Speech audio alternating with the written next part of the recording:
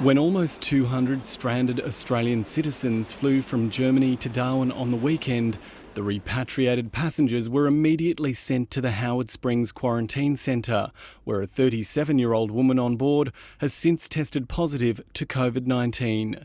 But the first cohort of foreign military officials arriving in the top end from today won't be spending time at Howard Springs. I'm advised that it's a couple of hundred defence personnel from around the world and their families will be quarantining in a standalone facility. The Australian Defence Force will oversee security at the standalone facility, but neither it nor the Health Minister will reveal exactly where the facility is.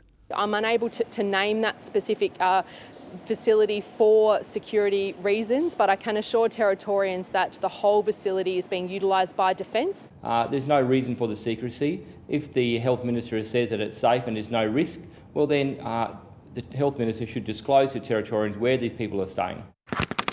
Defence says the officers and their families are coming from the Indo-Pacific region, but it won't outline the specific countries involved, despite significant coronavirus outbreaks in some locations. The Department of Health has certainly been heavily involved in the plans, as has the Territory Controller, and we're comfortable with the arrangement that has been put in place.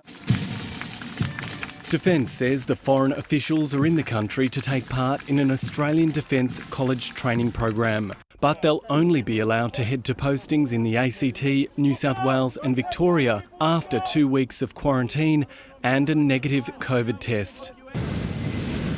The latest arrivals are not the first international defence personnel to isolate in the top end during the pandemic. Hundreds of US Marines arrived mid-last year, including some that tested positive to COVID during their quarantine period. The Health Minister says she hasn't heard of any concerns about quarantine procedures for the latest military arrivals, but she's again urging Territorians to reconsider their travel interstate, saying the government is keeping a close watch on outbreaks in Melbourne and New South Wales. You won't see us hesitate to act. But for now, only Greater Metropolitan Sydney is declared as a hotspot.